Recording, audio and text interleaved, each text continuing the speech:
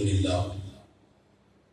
لله رب العالمين والصلاة والسلام على رسوله الكريم أما بعد قال الله تبارك وتعالى في كلامه المجيد أعوذ بالله من الشيطان الرجيم بسم الله الرحمن الرحيم كل نفس ذائقة الموت صدق الله العلي العظيم رب اشرح لي صدري ويسر لي امري واحلل عقدة من لساني يفقهوا قولي اللهم صل على محمد وعلى آل محمد وبارك وسلم. معزز مصلیان کرام، مسجد کے امام صاحب، کمیٹی کے ذمہ داران اور نوجوان بھائیوں دوستوں، آج اس مسجد میں، مسجد محمدیہ میں ایک بہت ہی اہم اور خوش عنوان پر پروگرام رکھا گیا ہے. ایسا پروگرام ہے جس کی بہت ضرورت ہے، مگر اس کے بارے میں بہت کم چرچا ہوتا ہے، بہت کم بولا جاتا ہے اور بہت کم سنا جاتا ہے. کئی اگر بات کرتے ہیں موت کی تو لوگ کہتے ہیں جینے کی بات کرو، موت کی بات مت کرو، جبکہ قرآن مجید میں ہے کل نفس ذائقۃ الموت، ہر جاندار کو موت کا مزہ چکھنا ہے. کوئی انسان دنیا میں پرماننٹ ویزا لے کر نہیں آیا. سورہ ملک میں ہم پڑھتے ہیں الذی خلق الموت والحیات، اس میں اللہ تعالیٰ فرما رہے ہیں وہ اللہ جس نے موت کو اور زندگی کو پیدا کیا. یا موت پہلے ہے، زندگی بعد میں ہے. تو جتنے بھی انسان یا جتنے بھی جاندار دنیا میں آتے ہیں ان کی موت کا وقت پہلے لکھا جاتا ہے، بعد میں وہ زندہ ہوتا ہے، بعد میں دنیا میں آتا ہے. ابھی وہ ماں کے پیٹ میں ہی ہے تبھی لکھا جاتا ہے کہ کب مرنے والا ہے، اس کے بعد دنیا میں آتا ہے. تو گویا کہ ہماری موت کا وقت پہلے ہی لکھا جا چکا ہے، لیکن دنیا میں آنے کے بعد موت کو بھول جاتے ہیں، زندگی کو یاد کر لیتے ہیں اور زندگی کے پیچھے ایسے پڑ جاتے ہیں کہ موت کی یاد ہی ختم ہو جاتی ہے. اسی لیے کسی شاعر نے کہا ہے انسان کو چاہیے کہ خیال خدا رہے، انسان کو چاہیے کہ خیال خدا رہے، ہم کیا رہیں گے جبکہ رسول خدا نہ رہے. رسول خدا صلی اللہ علیہ وسلم تو اپنے قبر مبارک میں باحیات ہے. ہمارا عقیدہ ہے، ہم سب کا عقیدہ ہے کہ جب سرکار کے پاس پہنچ کے کوئی الصلوۃ والسلام علیک یا رسول اللہ کہتے ہیں تو آپ اس کا جواب دیتے ہیں. انبیاء کرام اپنے قبروں میں باحیات ہیں، لیکن انبیاء کرام کو بھی قبر کے اندر رکھا گیا، ان کی بھی روح قبض کر لی گئی اور انسانی نگاہوں سے اوجھل کر دیا گیا اور مٹی کے اندر دفن کر دیا گیا. جب پیغمبروں کے ساتھ بھی یہ معاملہ ہے، ہم اور آپ تو کیا ہے، انسان ہے، خطاکار ہے. تو ہر ایک کو دنیا سے جانا ہے، موت کا مزہ چکھنا ہے. زندہ جب تک رہے تب تک بھی ہمیں دین پر عمل کرنا ہے. موت کے بعد بھی آخری جو رسومات ہوتے ہیں، آخری جو اعمال ہوتے ہیں، وہ آخری اعمال بھی اسلامی طریقے کے مطابق انجام دینا ہے. لیکن ہمارے معاشرے کے اندر دو وقت ایسے ہوتے ہیں، ان دو اوقات میں ہم دین اسلام کو اٹھا کر رکھتے ہیں. پہلا ایک موقع ہے شادی بیاہ کا. شادی بیاہ جب آتی ہے تو لوگ کیا بولتے ہیں، شادی ایک ہی مطلب ہوتی ہوئی، ان کی خواہشاں، ان کی خواہشاں، ان کی آرزویں، سب آرزویں نکالا. اللہ اور اس کے رسول کی آرزو کو اٹھا کے رکھتے ہیں، مگر ہر ایک کی آرزو پوری کرو. وہاں پر دین اسلام کے اوپر بہت کم عمل ہوتا ہے. ہمارے استاد محترم مولانا عبید الرحمن ندوی صاحب فرماتے ہیں کہ نکاح میں آج کل صرف خطبہ نکاح ایک اسلامی عمل باقی رہ گیا ہے، باقی سب غیر ضروری شامل ہو گیا. تو نکاح کے موقع پر ایسا ہوتا ہے کہ اسلام کو چھوڑ دیتے ہیں، اور میت کا جب موقع ہوتا ہے اس وقت میں بھی بہت ساری غیر ضروری خرافات، رسومات اور غیر ضروری چیزیں اس میں داخل ہو گئی ہیں، اس وقت تک اسلام کو چھوڑ دیا ہو۔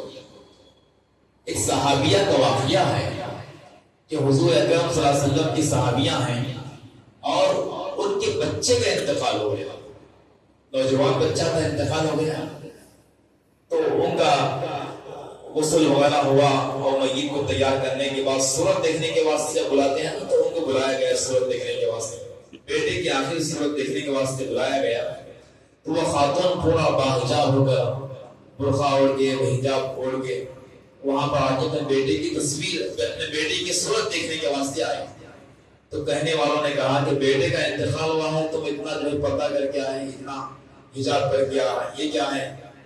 تو انہوں نے کہا کہ میرے بیٹے کا جنازہ نکلا ہے، میرے پردے کا جنازہ نہ نکلا ہے۔ کیا کہا؟ میرے بیٹے کا جنازہ نکل رہا ہے، میری حیا کا جنازہ نہیں نکلا ہے۔ چاہے جنازے کا موقع ہو، چاہے میت کا موقع ہو، چاہے کوئی موقع ہو، ہر وقت میں باحیا رہنا یہ اسلامی قانون ہے۔ اس لیے جنازہ میرے بیٹے کا نکل رہا ہے، میرا حیا کا جنازہ نہیں نکل رہا۔ لیکن آج کل دیکھیے میت کے موقع پر بے پردگی بھی ہوتی ہے، بے حیائی بھی ہوتی ہے، بہت سارے غیر ضروری چیزیں، ہر ایک آدمی نئی باتیں بولتا ہے۔ اب بیچارے وہ گھر میں جہاں میت ہوتی ہے وہ گھر والے پریشان ہوتے ہیں کس کی بات سننا ہو۔ یہ اس لیے ہو رہا ہے کہ مساجد کے اندر ائمہ کرام کو اس کے بارے میں بولنے بھی نہیں دیتے۔ بھائی میت کی باتیں کیوں کرتے بھائی؟ لیٹسٹ ٹاپک پہ بیان کرو، ایسا سننا پسند کرو، جو چل رہا سے بولو، یا بولنا چاہ رہے سننا نہیں چاہتے، جبکہ اس کی بہت ضرورت ہے۔ میت جب انتقال کر جاتا ہے، روح نکل جاتی ہے، تو اس وقت میں وہ خدمت کا زیادہ محتاج ہے۔ کیوں؟ اس لیے کہ اب وہ اٹھ نہیں سکتا، چل نہیں سکتا، بول نہیں سکتا، پکڑ نہیں سکتا، کپڑے پہن نہیں سکتا، کپڑے اتار نہیں سکتا، نہا نہیں سکتا، تو اب اس وقت میں زیادہ ضرورت ہے کہ اس کو نہلایا جائے، پہنایا جائے، اس کو لٹایا جائے اور اس کی آخری تمام چیزیں مکمل کی جائیں۔ ایسے وقت میں جبکہ باپ کا انتقال ہوا یا ماں کا انتقال ہوا یا کسی رشتہ دار کا انتقال ہوا، وہ اب زیادہ خدمت کا محتاج ہے، ایسے موقع پر ہم کیا کرتے ہیں؟ اپنی میت کو غسال کے حوالے کر دیتے ہیں اور خود دور ہٹ کے بیٹھ جاتے ہیں، جبکہ خدمت کا زیادہ محتاج اپنا گھر والا جس کا انتقال ہوا ہے اب زیادہ محتاج ہے۔ اگر ہماری زندگی میں ہمارے والد صاحب مثال کے طور پہ لڑکھڑا رہے ہیں، گر رہے ہیں، تو ہم کیا کرتے ہیں؟ دوڑ کے جا کے پکڑ لیتے ہیں، تو گریں گے، گرنے سے جو ہے ان کو بچانے کے واسطے پکڑ لیتے ہیں۔ کیوں؟ اس لیے کہ وہ لڑکھڑا رہے ہیں، چلنے نہیں آ رہا۔ اب وہ لیٹے ہوئے ہیں، اب نہ چل سک رہے ہیں، نہ بول سک رہے ہیں، ایسے وقت میں تو زیادہ ضرورت ہے۔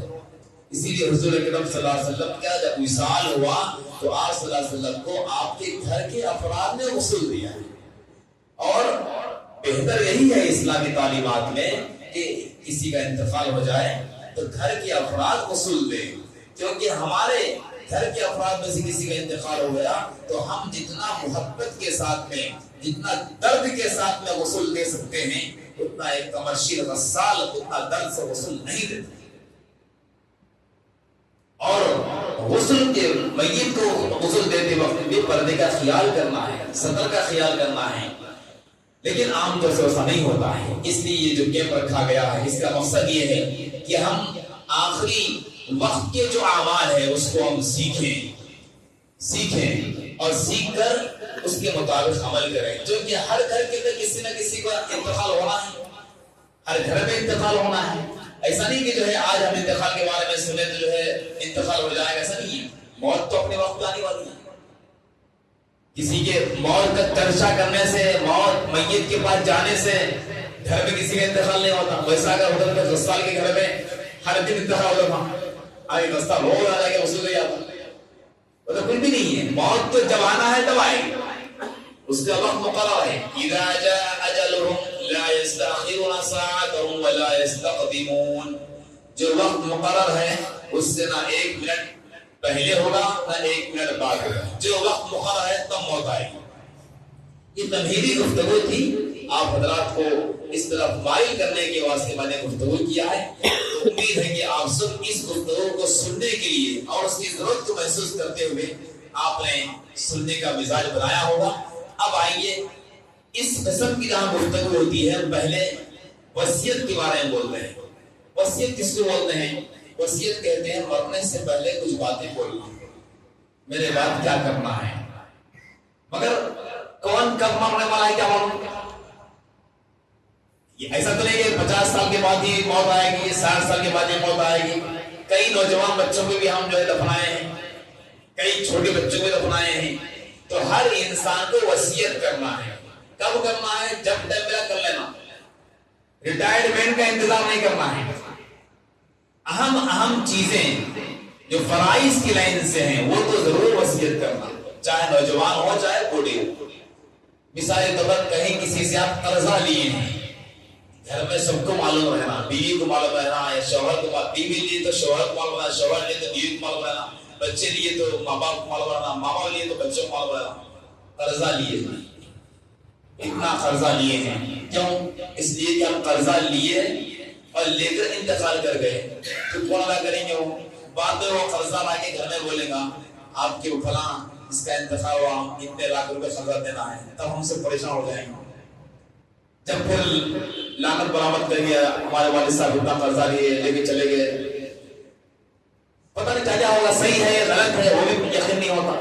اس لیے کھلا بولا میں اتنا قرضہ لیا ہوں، اگر میں ادا کرنے سے پہلے میرا انتقال ہو گیا تو میرے ترکہ میں سے، میرے چھوڑے ہوئے مال میں سے اس کو ادا کیا جائے یا میرے بچے ادا کریں. وصیت کرنا. یا کسی کو ہم قرضہ دیے ہیں تو اس کے بارے میں اطلاع کریں، ہم فلاں کو قرضہ دیے ہیں وہاں سے اتنے پیسے آنا ہے. یہ بھی بولنا چاہیے کیونکہ ہماری امانت وہاں پر کسی کے پاس میں ہے. تو وصیت کرنے سے فائدہ ہوگا کہ وہ لوگ جو ہے جو قرضہ لیے ہیں وہ بات کو واپس کریں گے. گھر والوں کو رہے کہ اتنے پیسے فلاں کے پاس سے آنا ہے. اسی طریقے سے کسی کے ذمے کچھ روزے قضا ہیں، نمازیں قضا ہیں، یا کچھ واجب چیزیں، نظر جس کو بولتے ہیں، منت جس کو بولتے ہیں، کچھ منت مانے ہیں کہ میرا کام ہو گیا میں اتنے رکعت نماز پڑھوں گا، یا میرا کام ہوا تو اتنے لوگوں کو جو ہے میں کھانا کھلاؤں گا. ایسے منت جائز ہے. غیر ضروری منت نہیں کرنا، یہ منت جائز ہے. اعمال کی منت کر سکتے ہیں آپ. تو منت ماننے کے بعد واجب ہو جاتا ہے. تو اس کے بارے میں گھر میں بولنا میں فلاں منت مانا ہوں، یا میری نمازیں قضا ہیں اور جو میرے روزے قضا ہیں، اگر میرا انتقال ہو گیا تو اس کا فدیہ لیا جائے، اس کو ادا کر دیا جائے. یہ چیزیں ضروری ہیں کیونکہ اکثر لوگوں کا انتقال ہو جاتا ہے. انتقال کے بعد میں نئے مسائل پیدا ہو، وہ ان کے اتنے پیسے باقی ہے، ان کے اتنے پیسے باقی ہے، فلاں چیزیں، بہت ساری چیزیں وجود میں آ رہی.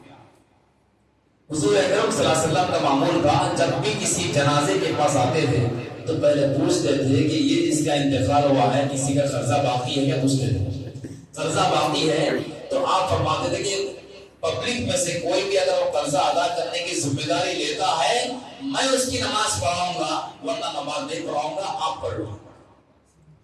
کیوں؟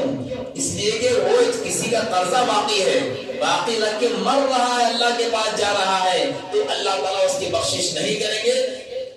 کیوں؟ اس لیے کہ وہ کسی کا حق باقی ہے، جب تک وہ ادا نہیں کرے گا اس وقت تک اس کی بخشش نہیں ہوگی. ایک روپیہ ہی کرنا ہوگا. اس لیے قرضے کے بارے میں بہت احتیاط کرنا. لے لیے ہیں تو لکھ کے رکھنا، بولنا، 4 لوگوں کو بولنا، گھر میں بولنا. یہ وصیت کی چیزیں ہیں، اس کو یاد رکھنا چاہیے. اسی طریقے سے جب گھر میں کسی کے انتقال کا وقت قریب آتا ہے، اب انتقال کا وقت قریب آتا ہے تو مطلب کیا ہے؟ عام طور سے جب کوئی بیمار ہوتے ہیں تو بیمار یا موت کا وقت قریب آتا ہے تو موت سے پہلے کچھ آثار معلوم ہوتے ہیں، ہاتھ پیر ڈھیلے پڑتے ہیں اور آخرت کے کچھ احوال نظر آتے ہیں، اور اس وقت میں کنپٹیاں بیٹھنے لگتے ہیں، پیر میں دم ختم ہو جاتا ہے. ایسی جب حالت کسی کی دکھائی دیے اور سانس غرغرے کا وقت شروع ہو گیا، نزا کا وقت شروع ہو گیا، ایسے وقت میں چاہیے کہ ان کو قبلہ رخ کریں. ان کے قبلہ رخ کرنے کا طریقہ کیا ہے؟ جیسا کوئی آدمی بیٹھ کے نماز پڑھ رہا ہے، لیٹ کے نماز پڑھ رہا ہے تو لیٹ کی نماز پڑھتے وقت میں طریقہ کیسا ہوتا ہے؟ قبلے کی طرف پیر کرتے ہیں، بیٹھ کر کے سرہانے کچھ تکیا وغیرہ کے اٹھا کے اس طرح لٹاتے ہیں. یہ ہے لیٹ کے نماز پڑھنے کا طریقہ. تو جیسے لیٹ کی نماز پڑھتے وقت میں جو طریقہ ہوتا ہے ویسے لٹانا ہے موت کے قریب میں. اور اس وقت میں اطراف جتنے لوگ بیٹھے ہوئے ہیں ان کے بارے میں حکم یہ ہے کہ لقنوا موتاکم لا الہ الا اللہ. اپنے میت قریب المرگ کے قریب جتنے لوگ رہتے ہیں جس کا انتقال ہونے کو ہے ان کے قریب کے لوگ لا الہ الا اللہ پڑھنا. لا الہ الا اللہ لا الہ الا اللہ خود پڑھنا. ان کو پڑھو نہیں بولنا. ان کو پڑھو بولیں گے تو نقصان ہے. اس لیے کہ میت کو نزا کے وقت میں کتنی تکلیف ہوتی ہے, موت کے وقت میں کتنی تکلیف ہوتی ہے, وہ تکلیف انسان برداشت نہیں کر سکتا. بہت تکلیف ہوتی ہے کیونکہ یہ ہمارا جسم کے اندر روح 50 سال 60 سال تک روح رہی ہے. اب یہ روح جسم سے نکل رہی ہے تو بہت تکلیف ہوتی ہے اور تکلیف سے روح نکلتی ہے. تو اس وقت میں اگر ہم بولے کلمہ پڑھو کلمہ پڑھو کلمہ پڑھو تو تکلیف میں برداشت نہیں کر کے یہ کہہ دیا کہ میں نہیں پڑھتا ہو جائے اگر بول دیے تو پھر کلمہ کفر ہے نا. کلمہ نہیں پڑھتا بولنا بری بات ہے. تو اسی لیے پڑھو نہیں بولنا, خود پڑھنا. اطراف کے لوگ پڑھنا. لوگ بولتے ہیں بعض دفعہ دیکھنے کا موقع ملا کلمہ پڑھو کلمہ پڑھو, ان کو پڑھو نہیں بولنا ہے, اپن پڑھنا. ہمارے پڑھنے کو دیکھ کر وہ بھی پڑھنا شروع کر دیں. ان کو آرڈر نہیں کرنا ہے. اور ایک مرتبہ کلمہ پڑھ لیے بس کافی ہے. پھر بار بار اور پڑھو بولنے کی ضرورت نہیں. کتابوں میں یہ بھی لکھا ہوا ہے ایسے وقت میں ان کو دنیا کی باتیں نہیں کرنا.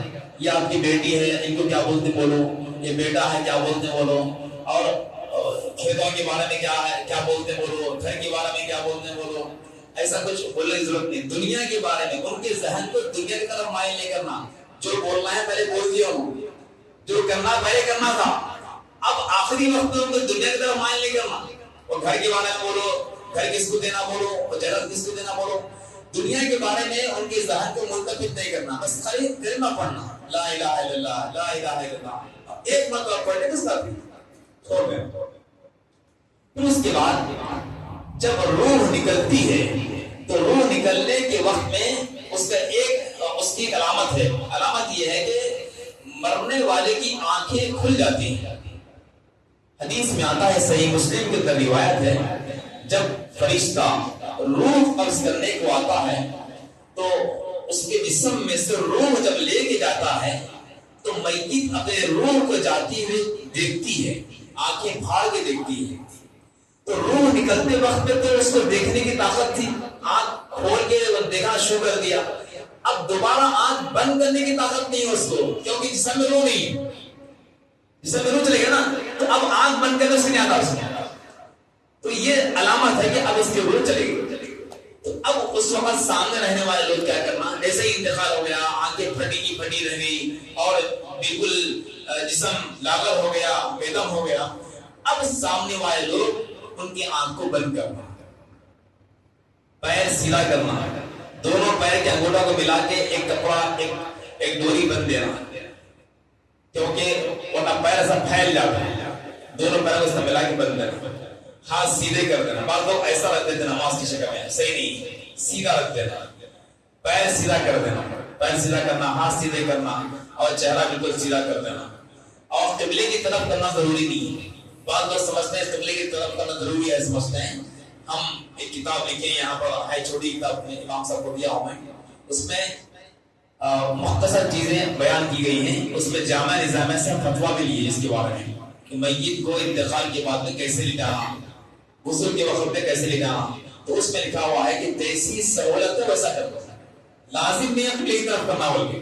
ہاں, انتقال کے وقت میں قبلے کی طرف کرنا ہے. انتقال ہو گیا, اب قبلے کی طرف سے پیر نکال دو, یا گھر چھوٹا ہے قبلے کی طرف ہی کرنا ضروری ہے, ایسا محسوس ہو رہا تو رکھ سکتا ہے. کوئی ضروری نہیں ہے قبلے کی طرف ہی کرنا بول کے. حسب سہولت جیسا چاہے ویسا لٹا سکتے ہیں, غسل کے وقت میں بھی, انتقال کے بعد بھی. اب لوگ کیا کرتے ہیں, انتقال ہوتے ہی رونا شروع کر دیتے ہیں. فطری چیز ہے, انسان کو رونا آتا ہے, لیکن پہلے میت کا خیال کرنا کہ میت کو ہم پر سیدھا کر دینا. لوگ جو ہے ایک دوسرے کو فونا کرنا شروع کر دیتے ہیں اور رونا شروع کر دیتے ہیں, میت کو چھوڑ دیتے ہیں. جب تک میت کے جسم میں گرمی ہے اسی وقت تک آپ یہ پیر ہاتھ سیدھا کر سکتے ہیں. گرمی ختم ہو گئی تو پھر وہ سیدھا کرنا چاہے تو سیدھا نہیں ہوتا.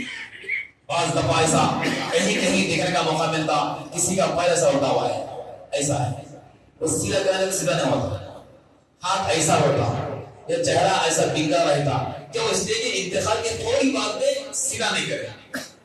اس لیے پہلے یہ خیال کرنا, میت کا خیال کرنا. اور اگر نیچے زمین پر لٹایا گیا تھا تو ان کو بہتر یہ ہے کہ تخت پہ لٹانا, لکڑی کا تخت ہے یا کوئی چوکی وغیرہ اس پہ لٹانا میت بہتر رہتا.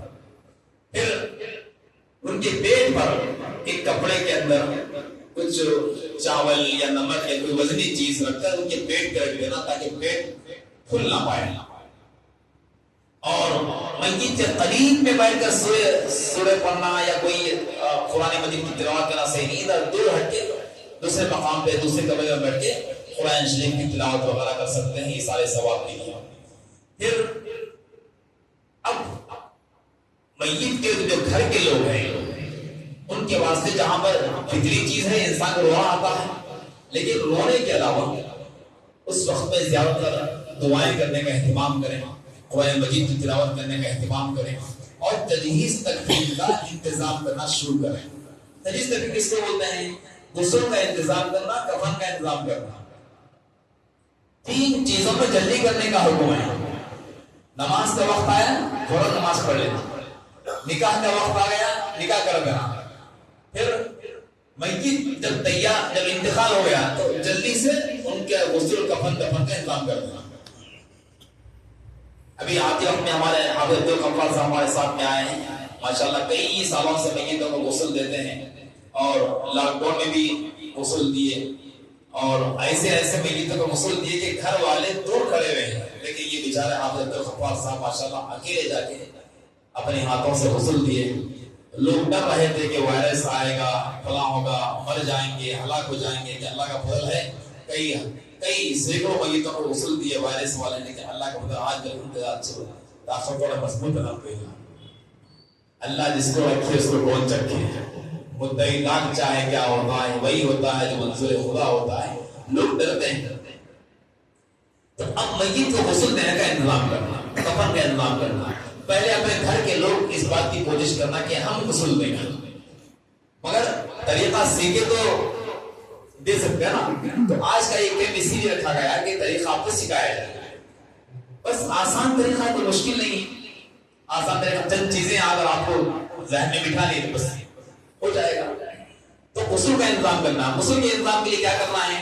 ایک تختہ ہونا غسل کے لیے. ہم حمام میں ٹھہر کے غسل کرتے ہیں یا چوکی پہ بیٹھ کے غسل کرتے ہیں, لیکن چونکہ میت ہے ان کو لٹانا پڑتا ہے تو وہ لٹانے کے واسطے تو چوکی وغیرہ جو مسجد کے اندر عام طور سے رہتا تختہ وغیرہ اس کو لٹا کے اس کا انتظام کرنا. پھر وہ جو تختہ ہوتا ہے غسل کا اس کے جو ہے سرہانے اور پینتی لوبان یا عود کا دھواں دینا, یہ مسنون ہے, اور اس کو اچھی طرح صاف کر لینا. غسل میں جن چیزوں کی ضرورت پڑتی ہے اس کا انتظام کر لینا. پانی گرم کرنا. پھر پیڑ کے پتے اگر قریب میں کہیں مل سکتے ہیں تو لا کر اس پانی میں ڈالنا. یہ واجب اور فرض نہیں ہے. بعض جگہ بہت اس کا اہتمام کرتے ہیں, نہیں ملا تو بہت وہ کرتے ہیں. واجب فرض نہیں ہے, مل گیا تو بہت اچھی بات ہے, مسنون ہے, مستحب ہے. یہ اس زمانے کی بات ہے جب کہ شیمپو اور صابن کا زیادہ استعمال نہیں تھا. علماء نے لکھا ہے کہ پانی میں بیل کی پتی ڈالنے سے پانی کے اندر صفائی کرنے کی صفت پیدا ہوتی, جسم سے گندگی اور میل وغیرہ نکالنے کے واسطے. تو چونکہ مستحب ہے, ابھی بھی شیمپو اور صابن کا رواج ہو گیا ہے, پھر بھی چونکہ مستحب ہے ہم وہ استعمال کرنا چاہیے. بیل کے پتے لا کر ڈالنا, اس کے اندر گرم کرنا, اور گرم کرنے میں بھی اتنا گرم نہیں کرنا کہ ہم اس میں ہاتھ ڈال نہیں سکیں. لوگ کہتے ہیں میت کا غسل ہے بھائی بہت گرم کرنا ہو, میت کا غسل ہے, ایسا نہیں ہے. جیسا ہم نہاتے وقت میں درمیانے قسم کا ہوتا ہے, نہ بہت ٹھنڈا نہ بہت گرم, ویسا ہی جو ہے میت کے غسل کا بھی پانی نہ بہت ٹھنڈا نہ بہت گرم. ہم اگر نہانا چاہے تو نہا سکنا, ویسا پانی رہنا. تو پانی گرم کرنے کے واسطے گھر کے برتن بھی استعمال کر سکتے ہیں, سپلائی کمپنی کی ضروری نہیں ہے. گھر میں اگر بڑا برتن اگر ہے بڑا بھگونا وغیرہ اگر ہے اس کے اندر بھی پانی گرم کر سکتے ہیں. لوگوں میں غلط رواج ہے، لوگ کہتے ہیں کہ مردے کو غسل دینے کے واسطے سپلائنگ کمپنی سے بھگونا لائیں، اب اس میں گرم کریں. بیچارہ زندگی بھر اپنے پیسوں سے اپنی کمائی سے گھر میں بھگونے لا کے رکھا، مگر اس کے بھگونے اس کے غسل کا استعمال نہیں کرنا. اور لوگ یہ سمجھتے ہیں کہ کیسے ہم غسل کا پانی اس میں گرم کرنا، بعد میں پکانا رہنا اس میں. تو ذرا عقل استعمال کریے. سپلائنگ کمپنی جو بھگونا لے کے آ رہا ہے وہ آج آپ غسل کے واسطے لے کے واپس کر دیے، کل خود آپ خود چاہ کے جو ہے زیارت کرنے کے واسطے لے کے آتے ہیں، وہ بھگونا لے کے آتا ہے اس میں پکا دو. یا کسی گھر میں دعوت رہتی ہے ولیمہ رہتا، ان لے جا کے جو ہے اس میں کھانا پکاتا یا سالن پکاتا، تو کچھ بھی نہیں ہوتا اس میں کیا ہوتا. تو گھر کے بھگونے بھی استعمال کر سکتے ہیں اگر بڑا اگر نہیں ہے مجبوراً لاگت تو کوئی بات نہیں. اسی طریقے سے جہاں غسل دیتے ہیں وہاں پردے کا انتظام کرنا، پردے کا انتظام کرنا. جیسا حمام میں نہاتے وقت میں تھوڑا کیا کرتا حمام ذرا کو سراغ نہیں رہتی، کوئی جھانک نہیں سکتا. کوئی اگر حمام میں جھانکا تو عیب ہے، وہ غصہ کرتا ہے، کیا ہوا بھائی نہا رہا تم جھانک رہے کیا ہوا. لیکن غسل دیتے وقت میت کے غسل دیتے وقت کیا ہوتا، ہر کوئی آتا جھانکتا، ہر کوئی آتا جھانکتا، پردے میں سے جھانکتا جا کے ان کو بولا ان کو بولا ان کو بولا. ایسا نہیں ہے، غلط بات ہے. میت کو غسل دے رہے ہیں تو صرف غسل دینے والے افراد ہی وہاں پر رہنا، 2-4 افراد جو ہوتے ہیں وہی لوگ وہاں پر رہنا ہے، دوسرے لوگ وہاں پر نہیں رہنا ہے. وہ 4 افراد بھی اس لیے ہے کہ وہ مجبوراً ان کو غسل دینے کے واسطے ہے. اب باقی لوگ تماشائی طور پہ کھڑے ہوئے ہیں اور ہر کوئی ایک فتویٰ دیتے رہتے ہیں، ایسا نہ ایسا کرو، ایسا نہ ایسا کرو، ایسا کرو. تو پردہ لگا دے تو تھوڑا کام ختم ہوا تھا. پردہ لگانے کا ایک فائدہ کیا ہوتا، ہماری میت پردے میں ہو جاتی، گناہ سے بچ جاتا. دوسرا ہر کوئی جو دیکھ دیکھ کر نئے نئے باتیں بولتے رہتا نا، خود غسل نہیں دیتے، ایسا کرو ویسا کرو ایسا کرو ایسا کرو، ان کو جو ہے پردہ کرتے رہتے غسل دینے والا. اگر پردہ لگا دیا اگر تو پھر جو ہے غسل ہٹ جائیں گے، گناہ سے بچ جائیں گے، ستر کوشی بھی ہو جائے گی اور ہر کوئی اپنے اپنے مسائل جو پیش کرتے ہوئے ختم ہو جائے گا. یہ طریقہ ہے. یہ اس لیے عرض کر رہا ہوں کہ پریکٹیکل طور پر جو ہم کو حالات پیش آئیں وہ آپ حضرات کو بھی عرض کرنا ہے، کیونکہ آپ کو جب غسل دینے جب بیٹھ جائیں گے تو پھر جو ہے آپ کو بھی نئی نئی باتیں سامنے آتے رہیں گے، آپ پریشان ہو جائیں گے، یہ کیا ہے بھائی، یہ تو ہم سمجھ لیں یہ کیا ہے. اسی لیے پردہ کر لینا بہتر ہے. پھر جہاں غسل دے رہے ہیں ہم تختہ جہاں رکھے ہیں، تختہ ایسے انداز سے ہم رکھیں کہ سلوک اس کا ایسی جگہ پر ہو کہ پانی آسانی سے نالی میں چلا جائے. عام طور سے لوگوں مشہور یہ ہے کہ تختے کے نیچے فرشی بھی ہے تو نکالنا، ٹائلز بھی ہے تو نکالنا، گڑا کرنا، یہ سمجھتے ہیں. یہ گڑا کرنے کی لاجک کیا معلوم، جب ہم حمام میں نہاتے ہیں تو حمام کا پانی نہ آتا، اس کی جو جانے کا راستہ رہتا، جو سوراخ رہتی، جالی رہتی، اس میں سے پانی نکل جاتا. لیکن چونکہ میت کے غسل صحن میں دیتے ہیں، صحن میں دیتے ہیں تو صحن میں پانی پھیلنے کا اندیشہ رہتا، تو اسی لیے یہ کہا گیا ہے کہ وہاں پر گڑا کرنا تاکہ پانی اندر جائے، اس گڑے میں جائے، پانی پھیل نہ پائے. لیکن کوئی ہم ایسے صحن میں دے رہے ہیں کہ صحن کا سلوک ایسے انداز سے ہے کہ ہم تختہ رکھے تو پانی ڈائریکٹ وہ نالی میں چلے جاتا، تو وہاں گڑا کرنے کی ضرورت نہیں ہے. بہت جگہ ہم نے دیکھا کہ بڑی بڑی بلڈنگیں ہیں، وہاں جو ٹائلز کھود کے نکالا اور فرشی نکالنا، کیوں بھائی میت کا پانی نالی میں نہیں جانا ہے، کیا جانا بھائی وہاں پر گڑا کرنا، گڑے میں جانا ہے. ایسا لوگ بنا لیے، بالکل بھی نہیں ہے. نالے میں جاتا تو کیا ہوگا، نالی بنی ہے اس لیے ہم نہاتے ہیں تو ہمارا پانی بھی نالے میں جاتا، میت کا پانی بھی نالے میں جاتا، تو وہاں پر کھودنے کی ضرورت نہیں ہے. اس بات کی کوشش کریں کہ سلوک ایسے انداز سے رکھیں کہ پانی ڈائریکٹ نالی کے اندر چلا جائے. یہ چیز کا خیال کرنا چاہیے. اسی طریقے سے صابن کا انتظام کر لیں. ویسے کپل سر جو آج کل مل رہا ہے بازار میں، اس میں پورا سر موجود رہتا، اور صابن کا پانی کر لیں، ایک چھوٹی بکیٹ کے اندر صابن کا پانی کر لیں. شیمپو بھی استعمال کر سکتے ہیں، شیمپو چونکہ بنا ہوا لیکوڈ ہی رہتا ہے، صابن کا پانی رہتا ہے. ویسے آج کل صابن کا پانی نہیں مل رہا، شیمپو بھی مل رہا، وہ بھی استعمال کر سکتے ہیں. پھر ہاتھ میں پہننے کے بعد دستانوں کا انتظام کرنا، دستانے ایک 3-4 سیٹ رکھ دینا، یہ تمام چیزوں پہلے انتظام کر لینا. پھر گھر کے افراد میں سے دو چار افراد اس کام کے لیے تیار ہونا اور دو چار افراد ہے وہی افراد وہاں باقی رہنا، باقی سب لوگوں کو ہٹا لینا، ہٹا کے غسل دینے کے واسطے اب اسٹارٹ کرنا ہے۔ تو میت کو لانا ہے، میت کو جہاں اندر لایا گیا وہاں سے لا کے تختی پر رکھنا ہے، اس وقت میں بھی پردے کا خیال کرنا ہے۔ اور ایک آدمی سرہانے، ایک آدمی پینتی اور ایک آدمی کمر میں نیچے ہاتھ ڈالنا ہے، سر ہاتھ ڈالو، ہاں بالوں والے سے پکڑ لیا تو کمر جو ہے کمر میں لچک پیدا ہوتی ہے، تو اس لیے نیچے ہاتھ ڈالنا، ہاتھ ڈال کے لے کے آنا، کمر میں ہاتھ ڈالنا، ایک طرف سرانے ایک آدمی اور پینتی کا آدمی، ضرورت پڑے گا اور ایک آدمی سہارا دینا، یہ انداز سے لے کر آئے اور رکھتے وقت میں اس کا خیال کرنا کہ پینتی کہاں پر ہے، ان کا پیر کہاں رکھنا ہے، سرور کی جگہ میں پیر رہنا اور اونچی جگہ میں سر رہنا تاکہ نگاہتے وقت میں آسانی ہو جائے پانی ڈالنے میں۔ اب میت کو لانے کے بعد پہلا کام تو وہ دیکھے سب کو وہاں سے ہٹا دینا، پردے کا انتظام کر دینا، پھر اس کے بعد پہلا کام وہاں لٹانے کے بعد پھر کپڑے نکالنا ہے میت کے۔ کپڑے نکالنے کے بعد سے لوگ بہت خینچی کا استعمال نہیں کرنا، خینچی کا استعمال، خینچی بنی اس طرح سے کٹ کرنے کے لیے، خینچی بنی ہے کٹ کرنے کے بعد خینچی نے اس کو پھاڑو، میت کے کپڑے پھاڑنا، کٹ نہیں کرنا اثر ہوتا ہے۔ تو پہلی بات یہ ہے کہ ہم کپڑے نکالنے کی کوشش کریں، آسانی سے نکل سکتا ہے، اچھے کپڑے ہیں تو نکالیں، نکال کے کس طریقے یا نہیں نکل رہا ہے تو پھٹ سکتا ہے تو پھاڑیں یا تو خینچی سے اس کو نکالنے کے بعد میں ناف سے لے کے گھٹنے کے نیچے تک ایک کپڑا لائیں سطر پوشی کے واسطے، سطر محفوظ رہنا۔ دیکھیے میت ہمارے سامنے جب تک ہے اس وقت تک ان کو قبر کے اندر ڈالنے تک پورا مکمل سطر کا خیال کرنا، جیسا ہم کپڑے پہنتے ہیں سطر چھپاتے ہیں تھوڑا، ناف سے لے کے گھٹنے تک ایسا کبھی نہیں دکھتا ہمارا، ویسے ہی میت کبھی نہیں دکھنا، غسل کے وقت میں نہیں دکھنا، بعد میں نہیں دکھنا۔ ایک کپڑا ہوا، وہ کپڑا کیسا رہنا، وہ کپڑا موٹا رہنا، کلر کا رہنا، یہ چیز بازار میں نہیں ملتی، کفن کی دکانوں میں جو کپڑا ملتا ہے وہ وائٹ کپڑا رہتا ہو اوپر ڈالنے کا، کفن تو وہی رہنا ہے لیکن اندر جب غسل کے وقت میں جو ڈالتے نا وہ وائٹ کپڑا رہتا عام طور سے، لیکن سبب اتفاق کے جانے سے ماشاءاللہ جو کفن سر بنایا جا رہا ہے اس کے اندر کلر کا موٹا کپڑا رکھا، وائٹ کپڑا آگے نقصان کیا ہے، جب ہم ڈالتے ہیں جسم پر پانی پڑتے ہوئے چپک جاتا ہو، چپکتے جسم دکھتا ہے، یہ غلط ہے، جسم میں دیکھنا ہے، اس لیے موٹا کپڑا کلر کا رہا اور پانی ڈالنے کے بعد بھی کیا ہوتا، جسم دکھائی نہیں دیتا اور سطر ان کی دکھائی نہیں، یہ ہو گیا۔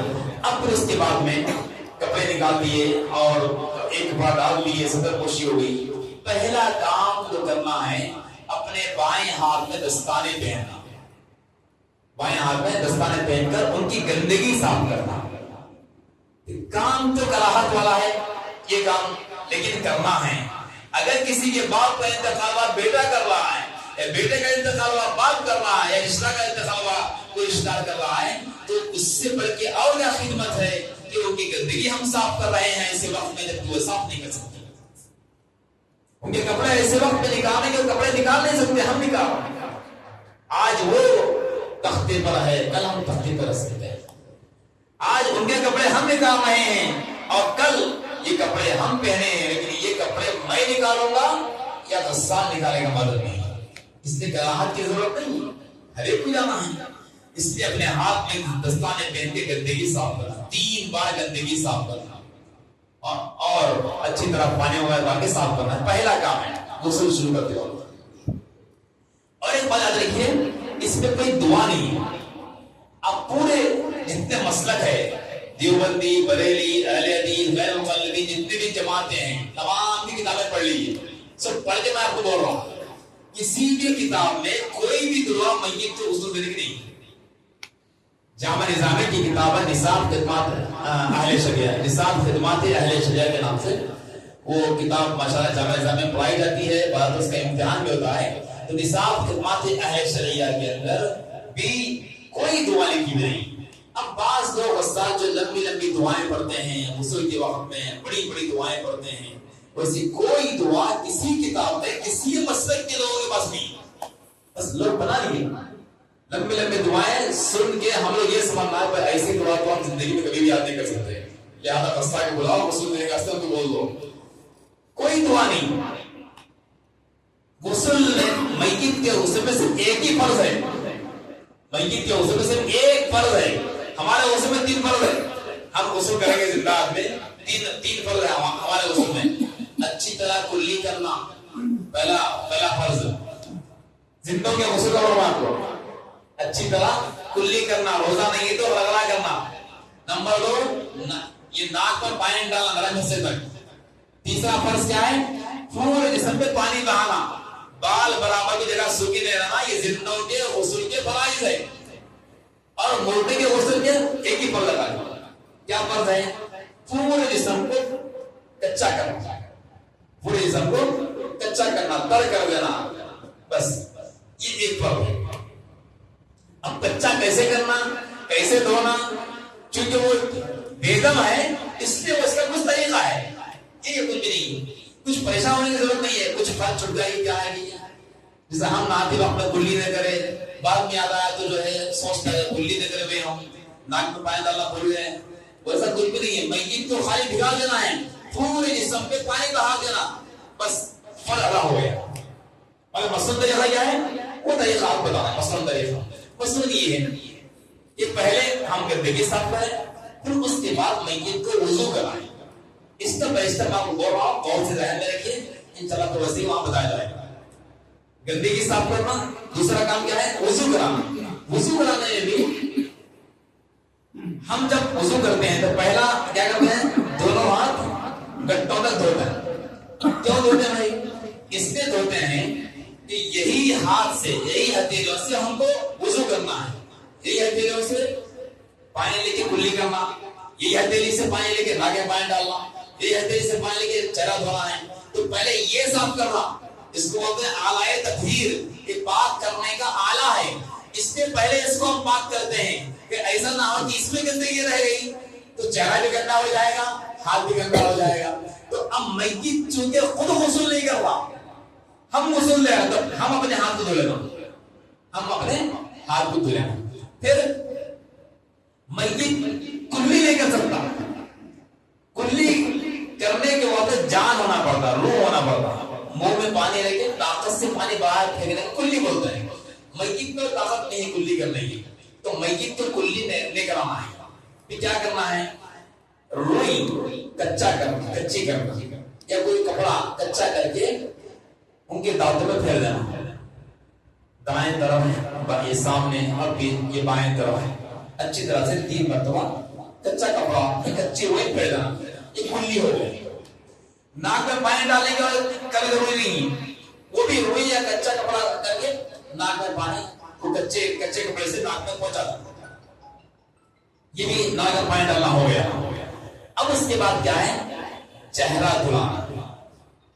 چہرہ دھلانا ہے، پھر دونوں ہاتھ دھونے سمیت دھلانا ہے، پھر سر کا مسح، پھر پیر تخوا سمیت. یہ وضو ہو گیا. وضو ہو گیا. اب اس کے بعد میں تیسرا کام ہے. پہلا کام کیا ہے؟ گندگی دھلائے. دوسرا کام وضو کرائے. تیسرا کام سر اور داڑھی کے بال دھلانا. سر اور داڑھی کے بال صاف کرنا، دھلانا.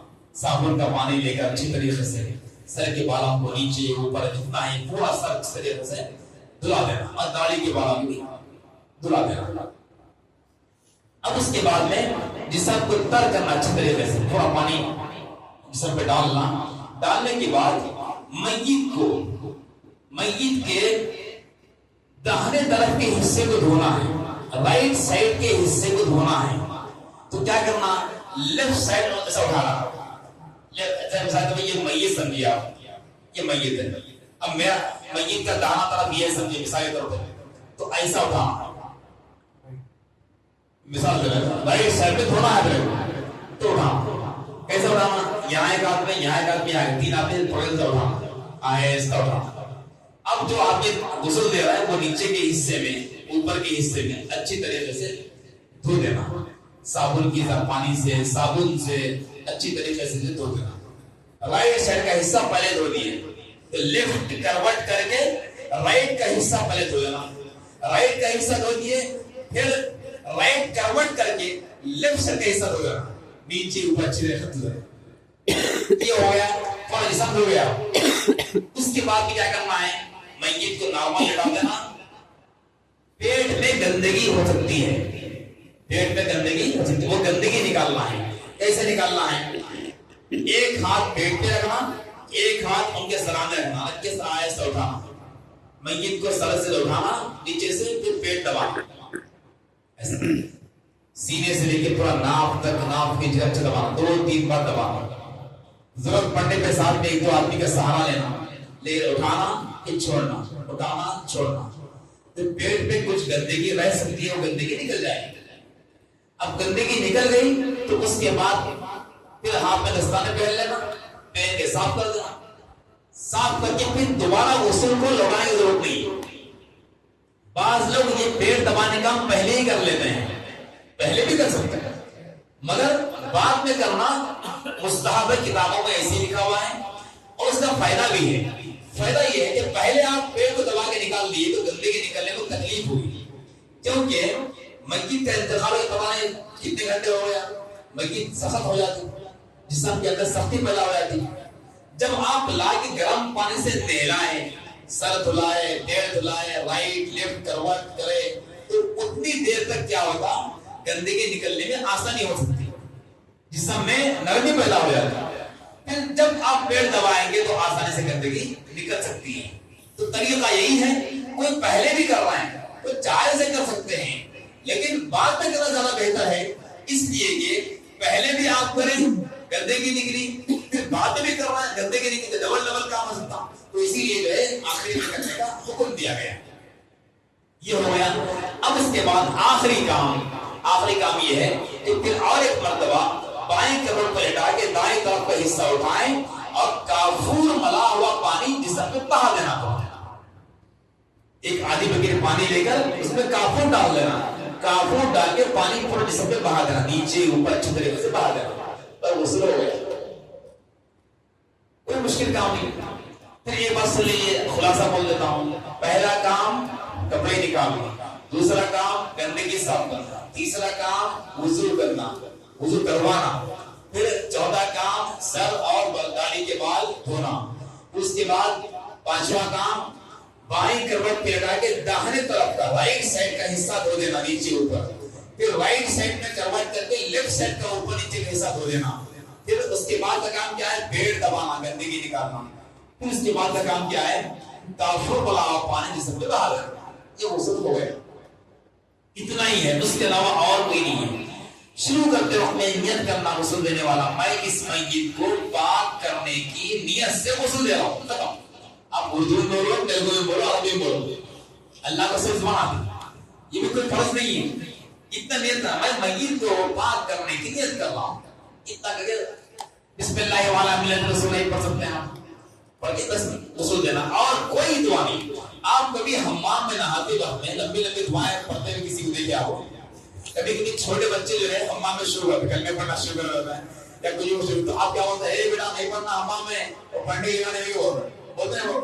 لیکن یہ رستہ نہ آ کے جو ہے میت کے غسل میں جو ہے کیا کہ پڑھنا ہے, کوئی کچھ بھی نہیں بولتا. جب بولنا چھوٹے بچے غسل خانے پہ جا کے دعائیں پڑھ رہے, تو آپ اس کو منع کر رہا ہے نا, کوئی جگہ پڑھنے کی نہیں ہے, یہ بول رہا ہے. اور ایک میت کے غسل دیتے وقت میں رستہ آ کے لمبے دعائیں پڑھ رہا ہے, کسی کو جو ہے قرآن معلوم نہیں ہوتی. یہ طریقہ وہ بنا لی ہے, اس کی اصلاح کرنے کی بہت ضرورت ہے. اب غسل ہو گیا. اب کفن سب کے اندر 2-3 کپڑے کے ٹکڑے ہوتے ہیں صاف کرنے کے واسطے, یا نہیں تو گھر کے توال بھی لے سکتے ہیں. صاف توال تولیہ اگر ہے گھر میں, وہ توال سے جسم کو پوچھ سکتے ہیں. کوئی ضروری نہیں ہے نیا کپڑا لینا بولے, بلکہ پرانا کپڑا استعمال شدہ صاف کپڑا استعمال کرنے میں بہتری ہے.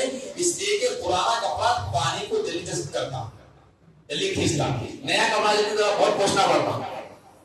تو اسی لیے گھر کی توال لے لیں یا نیا کپڑے کا جو ہے ٹکڑے لے کے صاف کریں. صاف کرنے کے بعد کفن پہنانا ہے. ایک تختے پہ غسل اور ایک تختے پہ کفن پہنانا ہے. تو کفن, یہ غسل ہوتے ہی کفن کا جو تختہ ہوتا ہے اس میں کفن بچھا دینا. کفن کے 3 کپڑے ہوتے ہیں. آدمی کے لیے کفن کے 3 کپڑے ہوتے ہیں, اور کفن سفید ہونا ہے. حدیث میں آتا ہے, شمال ترمذی میں حدیث ہے, حضور اکرم صلی اللہ علیہ وسلم کا ارشاد ہے کہ تم زندگی میں بھی سفید کپڑے استعمال کرو اور اپنے مردوں کو بھی سفید کپڑوں میں کفن دو، حدیث میں۔ اسی لیے میت کو سفید کپڑے کا کفن دینا، اور کفن بھی کیسا ہونا؟ موٹا ہونا، پتلا نہیں ہونا۔ 3 کپڑے کفن میں ہوتے ہیں، تینوں کپڑے سیم ہونا، ایسا نہیں کہ اندر کا کپڑا پتلا ہے اوپر کا کپڑا موٹا ہے، ایسا نہیں ہونا۔ ایسا چل رہا آج کے بازار میں، بعض کفن کی دکان میں ایسا ہو رہا ہے کہ قمیص جو استعمال کرتے ہیں، اندر قمیص جو بناتے ہیں وہ کپڑا پتلا رہتا ہے، اور کیسا کپڑا؟ ہم جو کپڑے پہنتے ہیں کرتا پیجامہ، دونوں دامن برابر رہتا نا، دونوں سامنے کا پیچھے کا دونوں برابر رہتا، ایسا کبھی نہیں ہوتا کہ پیچھے کا جو ہے اٹھا ہوا ہے اور سامنے کا جھکا ہوا ہے، ایسا ہوتا ہے؟ ویسا نہیں ہوتا۔ لیکن آج کل بازار میں بعض جگہ دیکھنے کا موقع ملا کہ کیا کر رہا، نیچے کا جو قمیص ہے تو نیچے کا حصہ چھوٹا کر رہا، اوپر کا حصہ ذرا بڑا کر رہا، یہ بھی جو ہے غلط ہے۔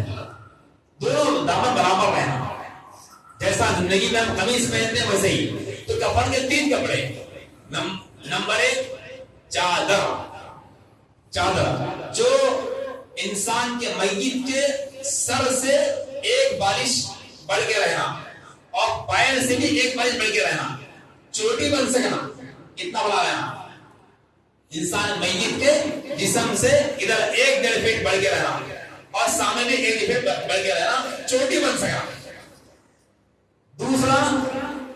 دوسرا جو ہے وہ تہبند ہے، تہبند، اس کو تہبند بولتے ہیں، وہ بھی سیم اتنا ہی ہے، اتنا ہی رہتا ہے، ذرا چھوٹا بھی کر سکتے ہیں اس کو، لیکن برابر رکھے بھی نہیں چلتا کوئی بات۔ دوسرا ہے قمیص، یہ گردن سے لے کے گھٹنوں سے نیچے تک قمیص، اور قمیص کو کیا کرنا ہے؟ اس کو دوہری کر کے بیچ کے حصے میں سر ڈالنے کے واسطے یہ گلا بنانا ہے، یہ گلا بنانا ہے، انشاءاللہ کو طریقہ بتائیں گے آپ کو، گلا بنانا ہے۔ اور یہ تو کفن کے 3 کپڑے ہیں مردوں کے لیے، چادر، تہبند اور قمیص، یہ 3 کپڑے ہو گئے۔ بچھانا کیسا؟ پہلے چادر بچھا دی، پھر تہبند، پھر اس کے اوپر قمیص کا نیچے کا حصہ بچھا دینا، اوپر کا حصہ لپیٹ کے رکھ دینا، سلانے رکھ دینا۔ یہ مردوں کے لیے۔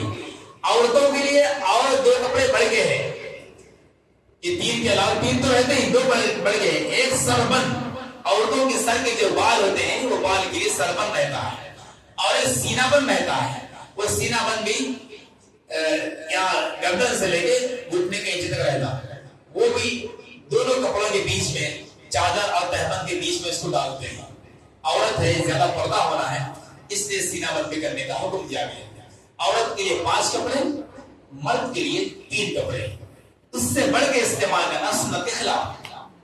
بعض لوگ عمامے کے نام سے بام ہوئے آج کل، وہ سنت کے خلاف ہے، کسی بھی کتاب میں نہیں۔ 3 کپڑے ہی غسل دینا ہے، 3 کپڑوں میں کفنانا ہے آدمی کو، عورت کو 5 کپڑے۔ تو اب یہ بچھا دیا گیا، بچھانے کے بعد میت کو ادھر لانا ہے۔ تو میت کے جب آپ غسل دیے، دیکھو اپنے ایک کپڑا ڈالتے آپ، وہ کپڑا نکالنا ہے، وہ نکالنے سے پہلے ایک سوتا کپڑا ڈالنا، ڈال کے کپڑا نکالنا، نکال کے کپڑے کو اچھا لپیٹنا، نیچے سے اوپر تک راؤنڈ لپیٹنا۔ بعض خالی ایسا اوپر لپیٹ دیتے ہیں، لاتے وقت میں لپیٹ ہوتی، پورا راؤنڈ لپیٹنا۔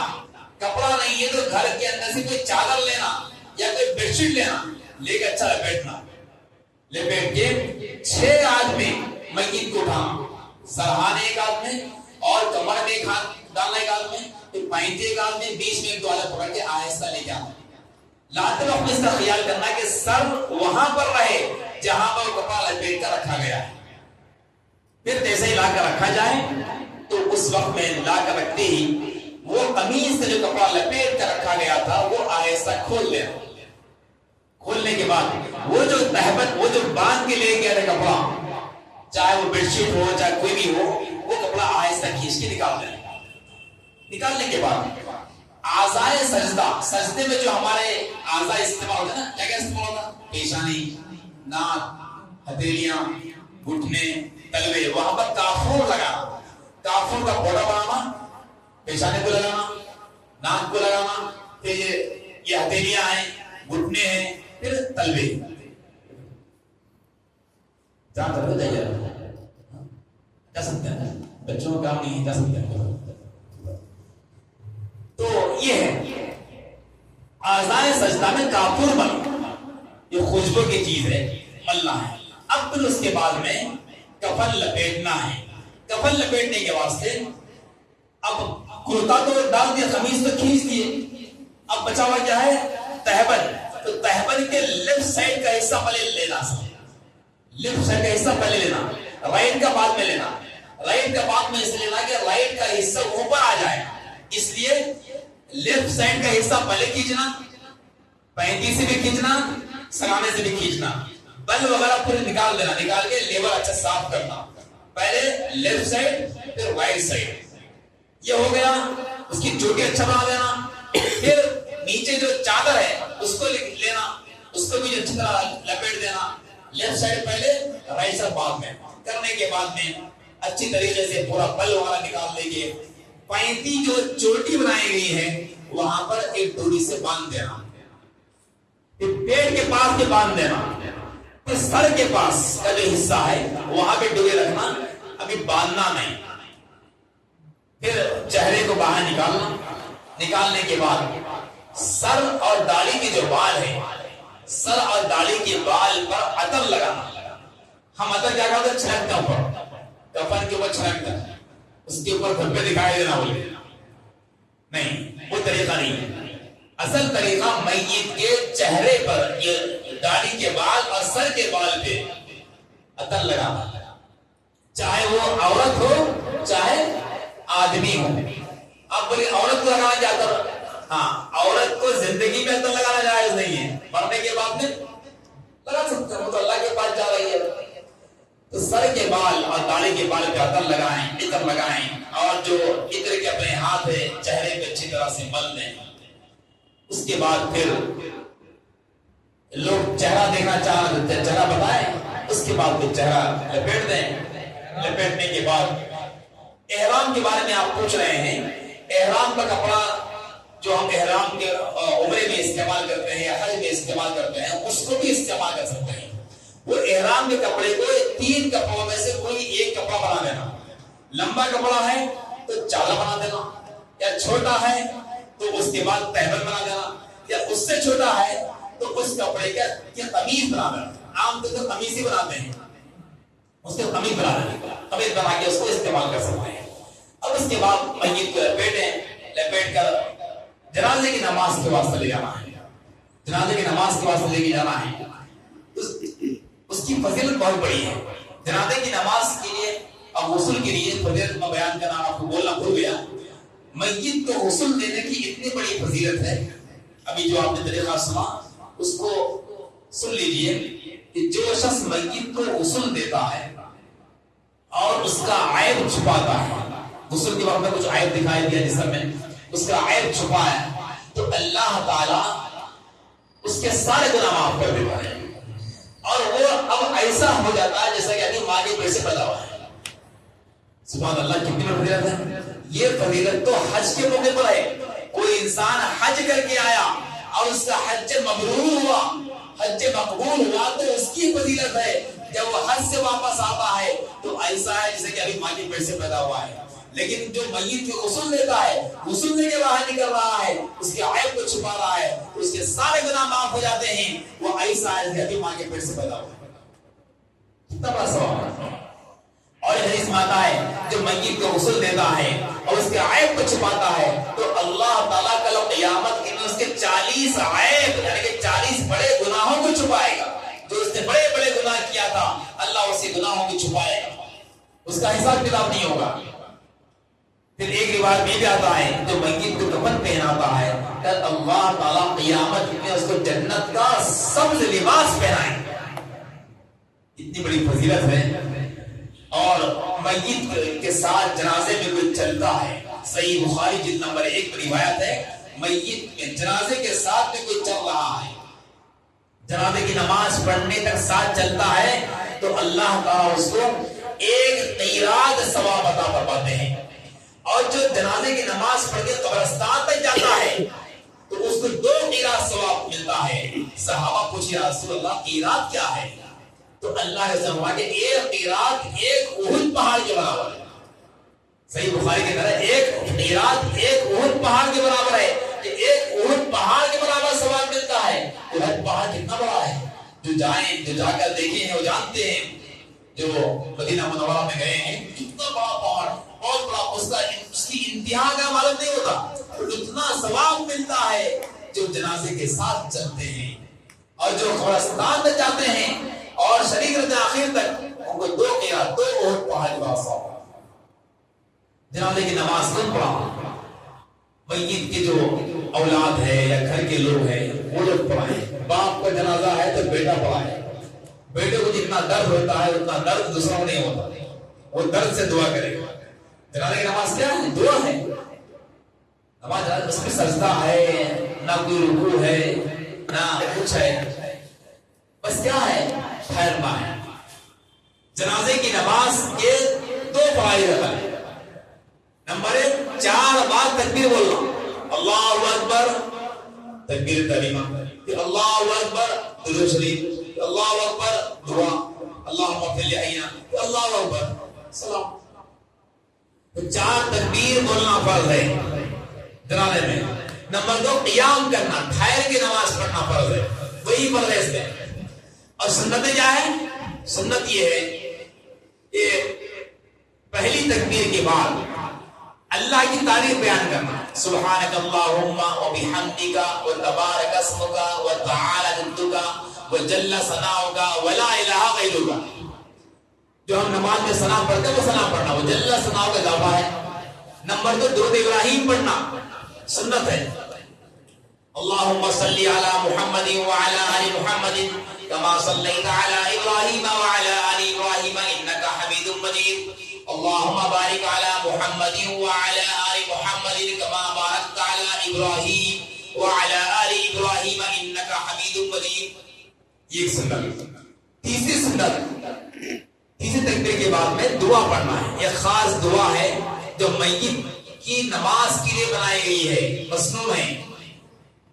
اللہم اغفر لحینا ومیتنا وشاہدنا وغائبنا وصغیرنا وکبیرنا وذکرنا وانثانا.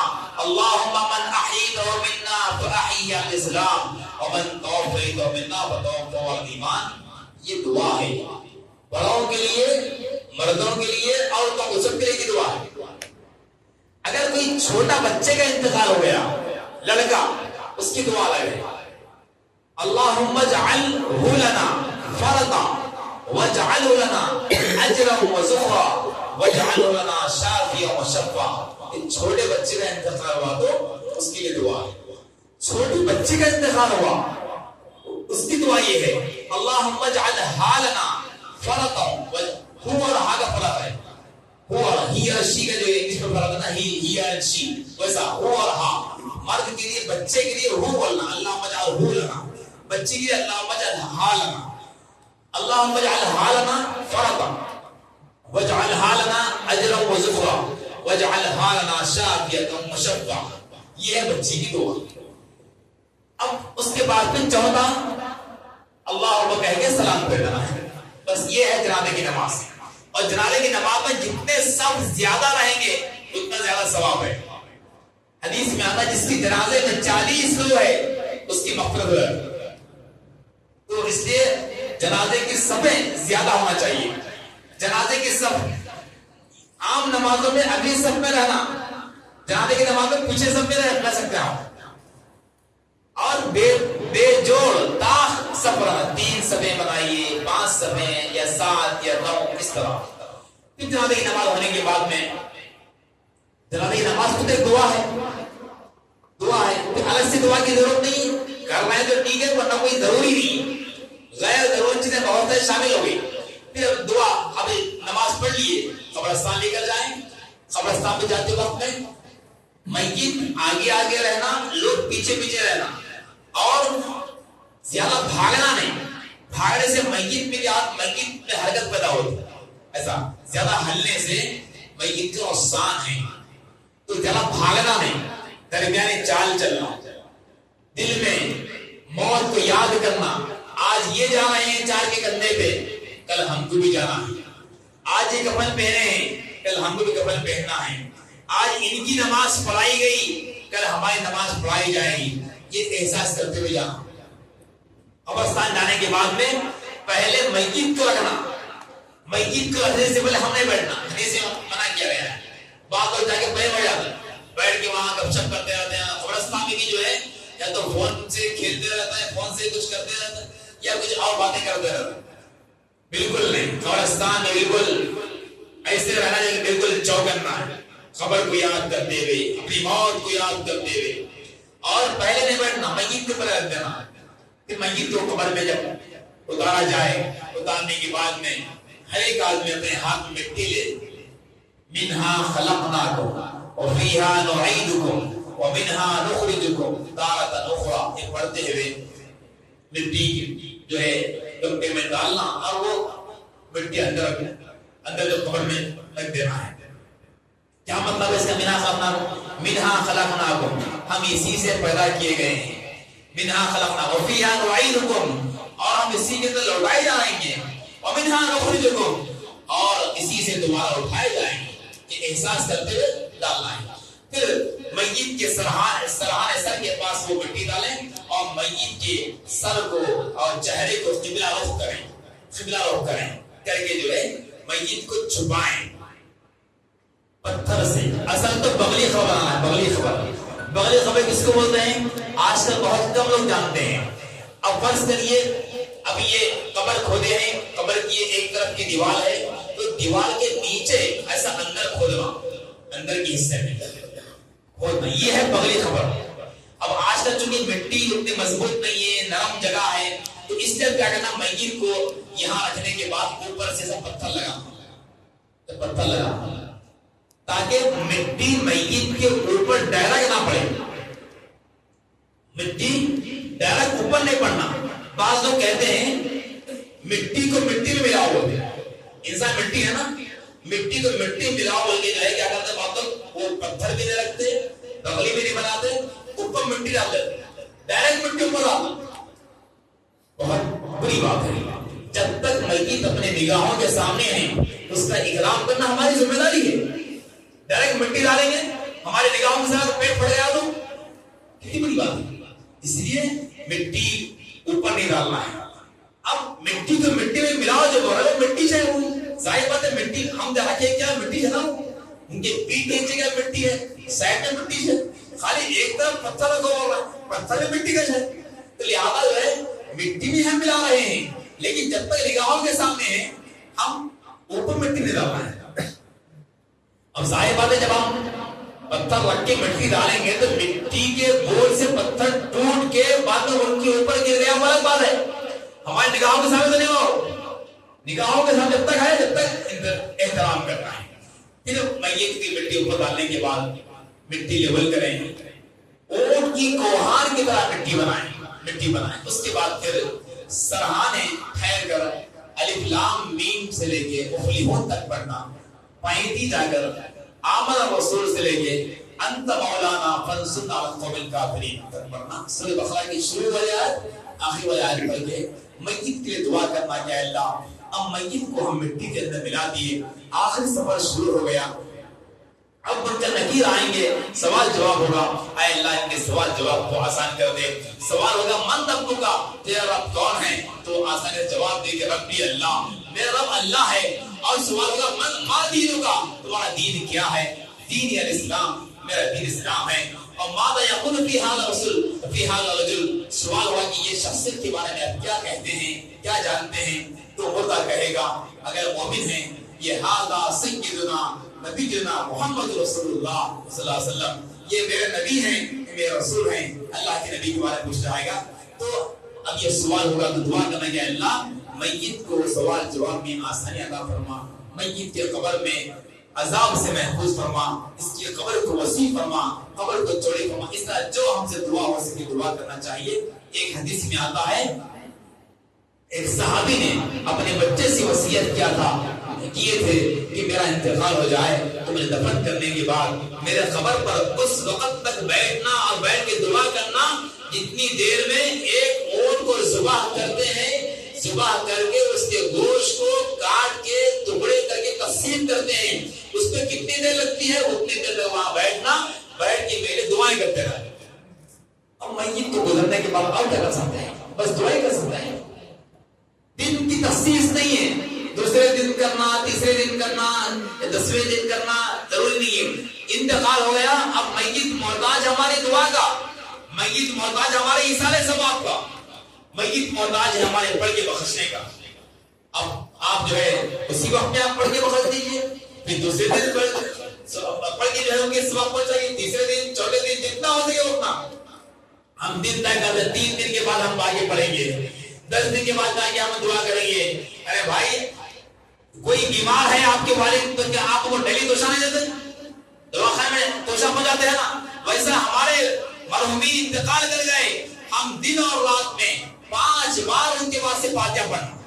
ہم وہ کیسا بھائی نماز پڑھ رہے ہیں، دعا کرو نماز کے بعد میں، اے اللہ ہمارے مرحوم کے لیے آپ بخشش عطا فرما، ان کو قبر کے عذاب سے محفوظ فرما، اور 3 بار سورہ اخلاص پڑھ کے ہم کی دعا کریے۔ یہی فاتحہ ہے۔ فاتحہ کا نہیں کیا ہے کہ آپ ایثار ثواب کریں ان کے لیے۔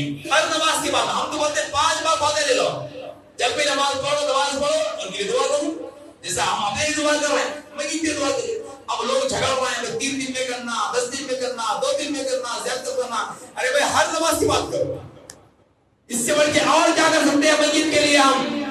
ہمارے اتنے بڑے والد تھے یا ماں تھے جو بھی تھے انتقال کر گئے، اب جھگڑ رہے ان کے واسطے کہ فلاں دن کریں گے، فلاں دن کریں گے۔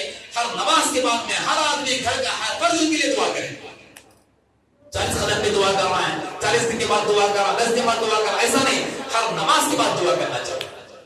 اب انتقال ہوا، اب ہم یہی کر سکتے ہیں کہ ان کے لیے ایثار ثواب کریں۔ بس یہی چند چیزیں تھی جو آپ کو وصیت سے لے کے موت تک کے بارے میں بتایا گیا۔ اب انشاءاللہ وہاں پریکٹیکل ہوگا، آپ کے ذہن میں بہت سارے سوالات ہوں گے۔ بعد میں جیسا کہ ایران کی مفتی صاحب بعد میں آپ سے پوچھئے، سوالات جو بھی ہیں انشاءاللہ جواب دیا جائے گا۔ صفا بیت المال میں روزانہ مفتی مجاہد صاحب، مفتی مکرم صاحب عصر کی نماز سے لے کے عشاء تک بیٹھتے ہیں، اور ان کا فون نمبر 9394419824 یہ نمبر ہے، آپ کے پاس موجود ہے۔ آپ وہ نمبر لے کے کبھی بھی آپ اس کے بارے میں جو بھی سوال کرنا ہے سوال کر سکتے ہیں۔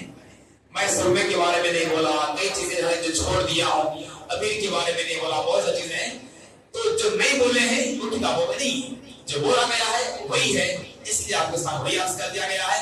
کتابیں موجود ہے، اس میں حوالے موجود ہے، اس میں آپ کر سکتے ہیں۔ اس کے علاوہ غیر ضرورت چیزیں جو کچھ عوام میں مشہور ہیں اس سے آپ بچنا چاہیے، اور اس کو آپ سیکھیں۔ سیکھ کر ہر خاندان میں کم سے کم 2 افراد ایسے ہونا چاہیے، کسی کا انتقال ہو جائے آپ جا کے ہم کو بولنا، کسی غسال کو بولنے کی ضرورت نہیں ہے، ہم آخری خدمت ہم کریں گے انشاءاللہ۔ اس طرح بولیں تو انشاءاللہ بہت بڑا کام ہوگا، اور اللہ تعالیٰ سے ہم دعا کرتے ہیں جتنے باتیں بیان کی گئی ہیں مجھے بھی عمل کرنے کی توفیق عطا فرمائیں، اور آپ سب کو بھی عمل کرنے کی توفیق عطا فرمائیں۔ حیدرآباد میں صفا بیت المال کی جانب سے ماشاءاللہ یہ سروس ہے، ایک بیان ہے، بس بنائی گئی ہے۔ آج کل فلائٹ سسٹم بہت زیادہ ہو گیا، گھروں میں جگہ نہیں رہتی، تو ایک بیان بنائی گئی ہے، اس میں گرم پانی کا انتظام رہتا ہے، گیزر رہتا، اس میں 2 تختے ہیں، ایک تختہ جو ہے غسل کا، ایک تختہ کفن میں جانے کا۔ آپ صفا بیت المال کو اگر فون کر دیں 8142211111 8142211111 اس پہ آپ کال کریں، کال کر کے بول دیں کہ ہمارے پاس فلاں کا انتقال ہو گیا ہے، تو وہ لوگ گاڑی بھیج دیں گے، غسل دینے کے واسطے بھیج دیں گے، مرد ہے تو مرد حضرات کو بھیجیں گے، عورتیں ہیں تو عورتوں کو بھیجیں گے، اور آدھا شرعی طریقے سے غسل دینے کا بھی انتظام کیا گیا ہے۔ یہ اس وقت پہ ہے جبکہ آپ حضرات غسل دینا نہیں جانتے ہوں، اگر آپ کو جانتے ہیں تو آپ بھی جو ہے اس کے استفادہ کر سکتے ہیں۔ اور کفن سر جو وہاں پر ملتا ہے، اور کفن سے ماشاءاللہ بہترین انداز سے اچھے کپڑے کا ملتا ہے، ضرور پڑنے کو وہاں سے آپ لے سکتے ہیں۔ اللہ تعالیٰ سے دعا ہے کہ ہم سب کو عمل کرنے کا فرمائے۔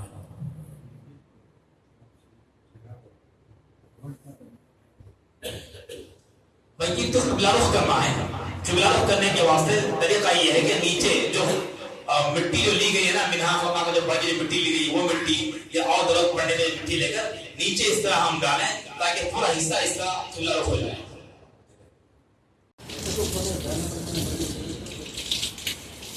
دیکھیے میں جو آپ کو بولنا موٹا کپڑا ہے جب کپڑے نکال کر تو کپڑا یہ ڈال دو. یہ عام کپڑا جو بتا رہا ہے اس میں رہتا ہے یہ موٹا کپڑا ہے اور کلر کا ہے ٹھیک ہے نا. اب باقی کلر ہے ہاں کلر کی ضروری نہیں ہے ڈارک ہونا ہوگا. پتلا کپڑا رہے تو کیا ہے پانی ڈالے تو 70 دکھتا ہوگا. موٹا کپڑا ہے اب اس کا کو بتائیں گے آپ تو کپڑا کا پتہ بہت باہر ہے.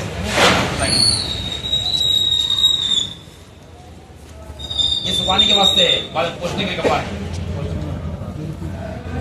یہ اس کے بعد کیا کریں گے کہ روئی دے دیں گے. جیسا کہ مولانا بتایا کہ کلی میت نہیں کر سکتے آپ کو پانی نہیں ڈال سکتے تو اس کا طریقہ یہ کریے کہ چھوٹے 6 پھایا بنا دیں. اس طرح سے 6 پھایا بنا دیں. 3 ناک میں کریں گے 3 منہ میں کریں گے. کلی کی جگہ پانی میں ڈبانا پہلے مطلب اس وقت کے جیسا جہاں تک ہو سکا ایسا اس طرح سے کر کے کر دیں گے. اگر زیادہ بازو کا منہ گھڑ ہوا تھا تو اس کو چھوڑ دینا, طاقت نہیں لگا. اس طرح سے کرنا, پھینک دینا. پھر اور یہ دوسرا لینا اسی طرح سے بنا کے اس کے بعد دیکھیے دوسرا لیے پانی ناک میں دو طرف اسی طرح کی دفائی کرتے پھرتے. اور اس سے پہلے کیا کرنا ہے گزنے کا سے گزنے کا سامان اگر پہلا کچھ کرنا جتنے بھی اس کے کام بیکار چیزیں نکلتے خراب اس میں ڈالتے. اس کے بعد ناک کا تو بتا دیا, ناک کا منہ کا بتا دیا. اگر اب یہ تو پہلے تو کیا آنکھ پہ کر دیتے تھے یہ اس سے ڈال کے وہ ڈال کے دھواں دیتے تھے. اگر اب تو گیس سلنڈر پہ گرم کریں. اگر گیس پہ بھی کرے تو اگربتیاں ہیں خوشبو اگربتیاں لے کے ڈولے کو کپن کو دھواں دینا پڑے. جہاں غسل دے رہے تھے تخت کو اور ڈولے کو دے کے مارے. اس کے بعد کیا ہے سب ابھی اس طرح سے یہ ناک کا موقع ہوگا. اس کے اندر اپن چہرہ دھوئیں گے. جس طرح سے ہم وضو کرتے اس طرح سے چہرہ دھلائیں گے. دونوں ہاتھ وہ کریں گے. وضو کا پورا مکمل کام ہے. اس کا مسا کر کے دونوں پاؤں ٹکنے تک دھلا دیں. اور اس کے بعد اپن کیا کریں گے یہ دستانہ دائیں ہاتھ میں پہن لیں گے. جیسا بونا بتایا بھی استنجا کرانے کا طریقہ ناپ سے لے کے گھٹنے تک کا حصہ کیا تو ڈائریکٹ ہاتھ نہیں لگا سکتے. بلکہ آپ پورے حصے کو ڈائریکٹ ہاتھ لگا کے اپن غسل دے سکتے ہیں. یہ 70 کے حصے کو ڈائریکٹ ہاتھ نہیں لگانا, دستانہ اپن کو لگانا. 2 طریقوں سے اٹھانے جیسے کہ طرح ساتھی اٹھا کے جتنا اٹھ سکتے باڈی اتنا جیسا ہاتھ دبانا 2 جنے ایک دینا ایسا دبا کے چھوڑ دینا. چھوڑ دیجیے پھر اٹھائیے اس طرح سے. زیادہ طاقت بھی نہیں لگانا, زیادہ ہلکا بھی نہیں, نارمل کے طریقے سے کریں گے. 3 دفعہ کرنے کے بعد میں پھر پانی بہائیں گے. پانی بہا کے ایک پہلے کپڑا کیا اس طرف سے کریں گے. اگر اپن اس طرف سے استنجا کریں اس طرح سے میت کو کنورٹ کریں گے. کنورٹ کر کے یہ روئی کے جو آئے رہتے ہیں نا ایسے بڑے بڑے کر لیں گے. بڑے بڑے کر کے ایک جنوں کو ایسا کپڑا اٹھا کے پکڑو بولنا بیت الخلاء کی جگہ پہ صاف کرنا. اسی طرح سے ذرا ٹانگ اٹھا کے سامنے کی شرم گاہ کو بھی صاف کر لے کے پھینک دینا. ایسے 3-4 دفعہ کرنا. اب اپن یہ اگر گندے کی باس کو رہتی باس کو نہیں دیتی باس کو زیادہ نکلتی روئی خود بتایا تھی کہ اب گندے کی ہے ختم ہو گئی تو پھر پانی ڈال کے دھو دینا. صابن لگا دینا, صابن لگا دے کے کسی حصے کو پورا صاف دھو دینا پھر چھوڑ دیا. اس کے بعد اب جس طرح سے ہم پانی نہاتے ہمام میں اس طرح سے نہانا. جس طرح پورے باڈی کو کچا کر لیں گے. کچا کر لے کے سر سے صابن لگا لے کے پورا یہ حصہ پورا یہاں تک لگا دیں گے. لگا کے پورا حصے کو دھو دیں گے. یہاں پر صابن پیٹ پہ بھی. اس کے بعد صاف پانی ڈال دیں گے. البتہ یہ جگہ پہ اس طرح سے اٹھا کے اندر ہاتھ ڈال کے یہ حصے میں 70 کے حصے میں دستانہ پہن کے صاف صابن لگائیں گے. اس کے اندر پھر پانی ڈال دیں گے. اس طرح سے پیروں کو بھی کر دیں گے. یہ اس کے بعد یہ کپڑا ابھی پورا صاف پانی ڈالنے کا ہے. کافور کا پانی آدھے پانی میں آدھی بکٹ کرتے میں یہ اس کو دبایا تھا کافور باریک باریک ہو جاتا. آدھا کافور بکٹ میں ڈال دینا وہ پانی پھر اس پہ ڈالنا. یہ دائیں کروٹ پہ 3 مرتبہ بائیں کروٹ پہ 3 مرتبہ. پہلے سیدھی کروٹ یہ ہے نا سیدھی کروٹ پہ ایسا کروٹ کر کے 3 مرتبہ اسے پانی ڈال دیں گے اس طرف. پھر اس طرف इनसे करवट करके 3 दफ़ा ऐसे पानी डालने का नहीं गुस्ल का मुकम्मल ये काम हो गया। उसके बाद ये इस तरह से ये कपड़ा उड़ा देना साफ, इससे भी पोंछ दे सकते हैं। अगर नरम कपड़ा अपने घर में तो उससे पोंछना तो इससे जितना पोंछ सकते पोंछ दे के हल्का सा पोंछ के इस तरह से रख के ये कपड़ा ऐसा निकालना। कपड़ा निकालते वक्त मैं अपने दी ये होती कि ये जब पकड़ते हैं ये भी कपड़ा निकल जाता 70 दिन जाता उससे ना होता है। इसका इतना होगा। ये तो नॉर्मल मैयत का है। अब जिस तरह से पोस्टमार्टम की बॉडी है, जलने से बॉडी है, पानी और डूबने से है, उसके अलग अलग तरीके। जल के अगर कोई पोस्टमार्टम की बॉडी है तो ये हिस्से में आके रहते हैं, ये हिस्से में ज़्यादा जोर लगाना ना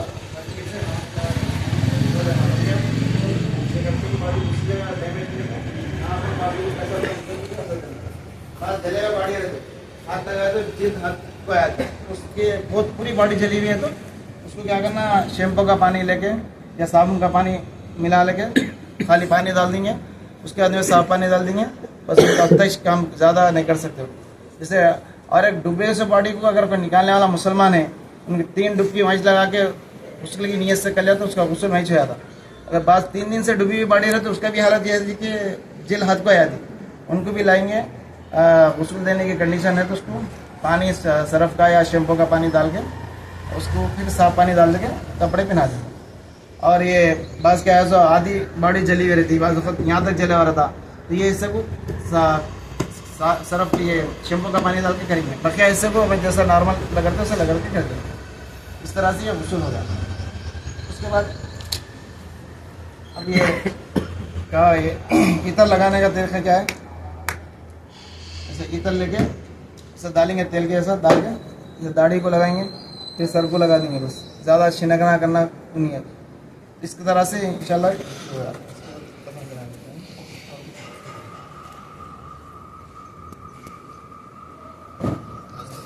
उठा लो जरा। अक्सर खुल जाता है उसके बाद बाज़ वक़्त क्या होता है मैयत को इस्तिंजा कराने के बावजूद में गंदे की बाज़ वक़्त निकल जाती, थोड़ा ये बिछा दे तो क्या साफ रहता।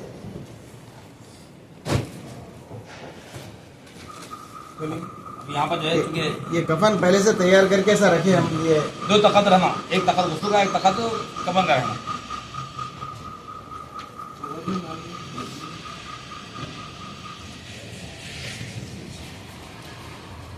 लेडीज के लिए 5 कपड़े हैं, मर्दाने के लिए 3 हैं। ये लेडीज का सड़ा है, इससे बढ़ गया है। इसको बताने का से लगे आपको ये क्या है, इसमें इज़ार लिफाफा बता दीजिए। अच्छा इज़ार लिफाफा ये नीचे जो है चादर है, ये चादर है, सबसे नीचे पहला चादर कपड़ा। बड़ी हो। उसके बाद तहबन है ये, उसके बाद ये लेडीज का है तो उसके वास्ते ये रखा हुआ है, ये सीनाबंद है, ये निकाल दिए ये निकाल दिए। इसका है, ये इसका है, ये सरबंद है लेडीज के लिए। सिर्फ मर्द के लिए 3 कपड़े रहेंगे। ये कमीज है, देखिए ये कमीज का जो है नीचे का हिस्सा पिछा वाला ना, ये ऊपर का साथ लपेट के रख देना। यहाँ पर ये बना हुआ देखिए इस तरह ये रखकर सीधा खींचना है। इसके बाद ये कपड़ा से निकालना।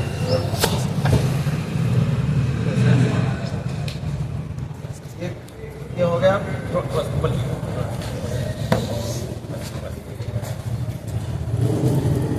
ये हो गया। उसके अंदर काफूर लगाएंगे, जहाँ पर सजदे की जगह जो हिस्सा जमीन पे लगता है ना, सजदे में गए हो तो कौन से हिस्से जमीन पे लगते हो, पेशानी, नाक, दोनों हथेलियाँ, घुटने वो लगा काफूर का।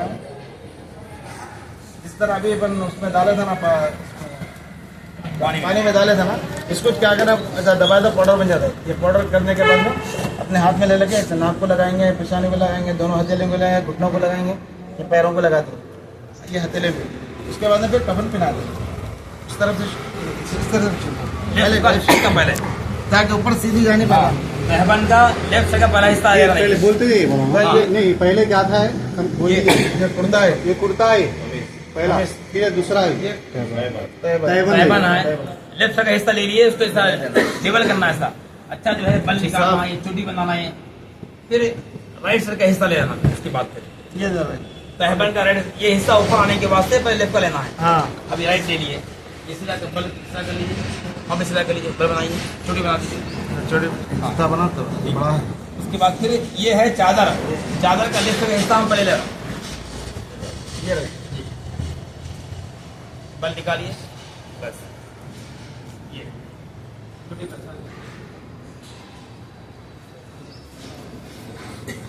जी ये डोरियां हैं, डोरियां 3 डोरियां होना है, एक पाइप की होना है सराहने और पेट में बीच में।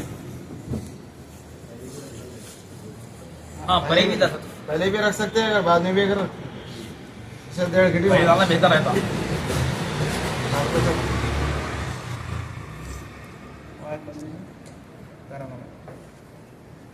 ये हुआ गुस्ल का कफन का काम मुकम्मल है।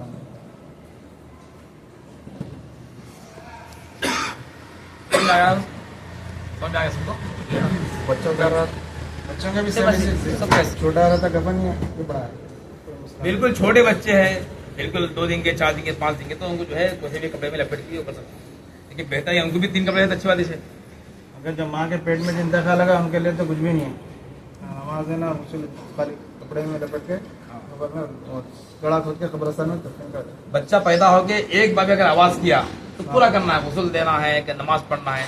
आवाज नहीं किया, रोया नहीं बच्चा, देखिए मुर्दा बच्चा पैदा हो गया, बेजान पैदा हो गया, तो उसके लिए जनाजा और कुछ भी नहीं है, कपड़े में लपेट के दफन कर देना है। एक बार में बच्चा आवाज किया तो पूरा मुकम्मल करना है, उसका नाम भी रखना, नाम रख के दफन करना है।